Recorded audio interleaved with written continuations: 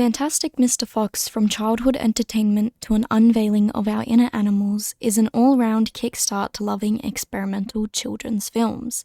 The aesthetics for this film are well established, but the symbolism and characterization throughout the film will remain as our focus for this video. For this psychoanalysis of Fantastic Mr. Fox, we will be breaking down Freudian theories of personality. If you have context to Freudian psychoanalytical theories, then you can skip to the marked timestamp on screen. If not, here is a Freudian rundown. I think the most fascinating part of this film was that I watched it after my studies of Freudian psychology. If you're unfamiliar with these psychological theories, it pretty much includes three main categories that exist within your own mind. However, I will admit that these theories don't particularly coincide with modern psychology and research of the human mind. Prominently because Freud's research was conducted before the 1940s, so it was heavily undeveloped knowledge. His theories, though, do give slight insight into human behavior and resonate closely with the reptilian part of the mind. The id. This is the more primal part of your mind, or what you might refer to as the most animalistic. Your instincts rely on it and are even determined by it. So while the ego and superego may be dictated by social expectation and etiquette, your id disregards any social interference or expectations. It specifically focuses on the survival and primal aspects of life. These instincts prominently revolve around sexual desire and aggression. This is at least what Freud theorized through his research and experiences. The superego. Dictated entirely by social mannerism, etiquette, and expectations, this means that it depends on social acceptance. Things like manners and politeness that would ultimately dictate our status socially is what this part of the mind relies on. Not only does it avoid anything that would be socially unacceptable, the superego is also where our moralities and ethics lie. Usually these morals are also enforced by societal and cultural values. And lastly, the ego. The ego is the mediator between these two aspects of the mind. It finds a middle ground to please both sides. One, so that it doesn't jeopardize our chances of survival, and two, so that it still maintains social stability and morality. The ego is what I would consider to be the best of all three, as it balances out the two ends of the spectrum. However, usually within our modern society, the morality aspect will override any immoral instincts. The ego is viewed as the most realistic aspect of the three parts, as it brings you back to reality without surpassing barbarianism or too much pride. How could psychology possibly be involved in a kid's film? If you have watched Fantastic Mr. Fox, you may notice all of the little details that link to Freudian psychology, or more specifically, Anderson's constant comparison of aristocracy and the natural animalistic behaviors of the characters. As a skilled filmmaker, Anderson's talents lie beyond the surface level, and his films often have more meaning than what meets the eye. Immediately when introduced to our main character, Mr. Fox is participating in an activity, hunting, that we would typically consider for an animal.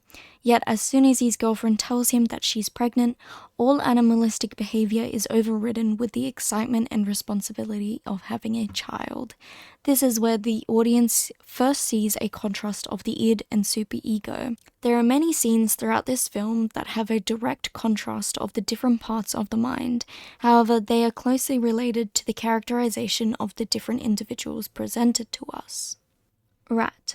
This character has given himself up to the id, and prefers a more primitive way of life that would not be accepted socially. This is clear as he is an outcast from the animal society, and lives on his own to supposedly protect the cider. Rat gives into his aggressive impulses, and it is ultimately his demise as he refuses to make peace of any sort. His character doesn't conform to social morality and ethics, however, he does conform to social standards and expectations when it comes to wearing clothes, speaking English, and walking on 2 feet. It is important to note that Rat lives pretty much amongst the humans, and this social isolation from the animal community is very significant to the construction of his character. His personality aligns a lot more with that of the humans than any of the animals. We'll go further into this assimilation with the humans later in this video. However, Rat is given a last chance of humility in his last moments of life, and he redeems himself by revealing Christopherson's location. Mr. Fox. Compared to Rat, Mr. Fox has a fairly strong control over his impulses, hunting secretly to give into primitive indulgences while also maintaining social integrity is the ego's way of finding a balance between the two. Unlike Rat, who jeopardizes his reputation entirely, Mr. Fox still wanted to fit into society. He does this through his knowledge of Latin, a rather sophisticated language that only educated people know of. Simultaneously, Mr. Fox's yearn to have a nice house and seem rich is his ego trying to fit in and remain socially acceptable. There are many ways that Mr. Fox gives into his id while also following social standards and expectations. Mr. Fox's humility shines the most when he tries to dignify Rat's death, at least for Rat himself. Mr. Fox gives Rat what he believes is his last sips of cider, but this is just sewer water that Mr. Fox used to help gratify Rat in his dying moments. Contrasts: animal versus aristocratic. Personification. All of the animal characters in Fantastic Mr. Fox wear tailored clothes, speak rather eloquently, have jobs, hobbies, and interests of their own. They even experience hardships that the audience finds relevant within their own lives. Of course, there are moments when the animal characters show a very natural side, where they may start growling or fighting with one another, just like when Mr. Fox gets into a small cat fight with his lawyer, but they are immediately shut off by the secretary's glare, which embarrasses them. Still, the animals have their own social order, norms, and expectations that are so similar to our own. It shows that there is the presence of an ego within their minds. This is when it becomes difficult to distinguish them as just animals, as they show resemblance to us as humans. The real animals. The most animalistic characters within the film seem to be humans. We observe this as they have difficulties containing their impulses to hunt. We watch as three men lose so many things, especially that of their pride, yet they continue to hunt down Mr. Fox in the name of revenge. Their urge to kill overrides any social etiquette and mannerisms that they are expected to conform to. Although Boggis, Bunce, and Bean are very successful men with wealth, job security, families, and abundance of luxuries, they are still poor when it comes to conforming to social standards and morality. It becomes clear that, although you may be successful, pride and primitive desires can still corrupt a person. This depiction of human behavior evokes a sense of inquisitiveness, as the juxtaposition of the animal and human world allows us to question our social standards and expectations, especially concerning pride. It makes us wonder whether our priorities and values are so superficial that it becomes primitive, to the point where your pride is also your downfall. Finding humility and being humbled are aspects of humanity that allow us to relate with one another. When we have become so proud that we are incapable of connecting with others, it shows a side of us that is innately primitive and superficial. This can ultimately be a person's downfall. As mentioned earlier, Rat is similar in values to the humans. He partakes eagerly in his indulgences, being characterized as an alcoholic as he guards the cider. His lack of self-control shows a dominance of the id, where he discards the social norms and etiquette of drinking in moderation.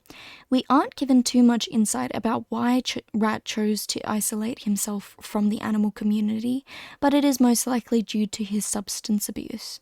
The second theory could be that Rat was born in the cellars and conformed to what was socially acceptable, and viewing the way that Mr. Bean drinks excessively, it wouldn't be surprising if he learned this behavior from Mr. Bean.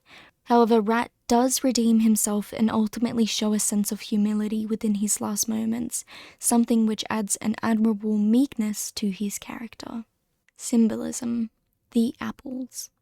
Apples within this film are highly symbolic of Mr. Fox's ambition and greed. The first real glimpse of Mr. Fox is when he bites into a normal red apple. There is nothing special about this apple, and it was taken from the tree that he leans against while waiting for his girlfriend. This is almost a prelude to the story as it takes place before the birth of his son and marriage to Mrs. Fox. He doesn't even eat the whole apple, which suggests that it wasn't a necessity to eat in the first place. There is clearly a conflict between his id and superego, especially since it is established very early in the film that Mr. Fox yearns to be perceived highly by those around him.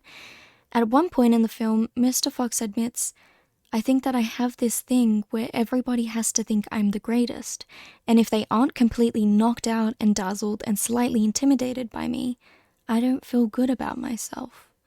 After this, Mr. Fox loses everything as he has fallen out of touch with reality, evidently showcasing the failure of his ego, which is supposed to bring him back to reality when he becomes too ambitious or primal.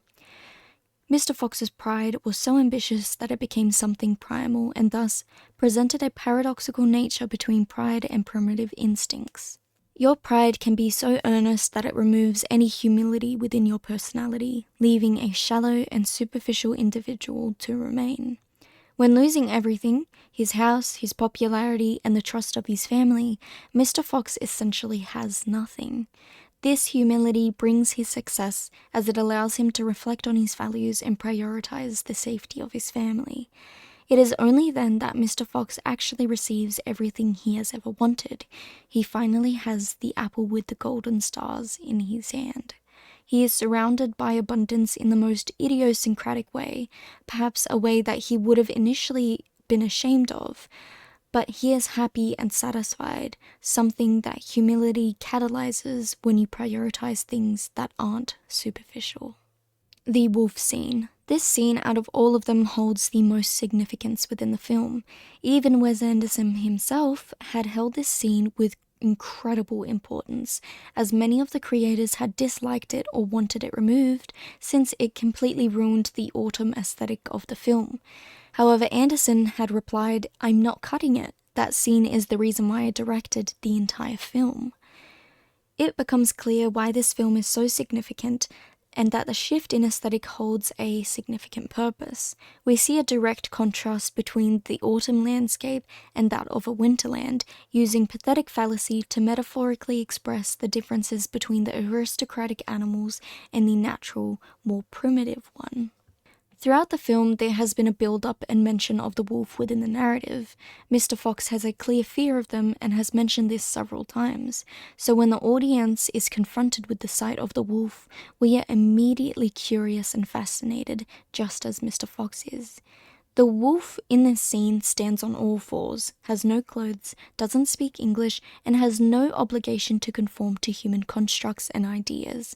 To us, the human audience, the wolf looks like an animal in its most natural form. Mr. Fox even tries to call out the wolf by his Latin name, Canis lupus, which is a recurring theme throughout the film. It is symbolic of the aristocracy and sophistication of the animals and how they respond to the name. But the wolf doesn't, as he knows nothing of the sort. This freedom from human constructs and standards is something that Mr. Fox fears the most, as he is confronted with the most excruciating desire of them all, to be wild. If you like this analysis, subscribe to the channel using the button below, or simply give it a thumbs up. If you have any suggestions for films that I should analyze, feel free to leave a comment below.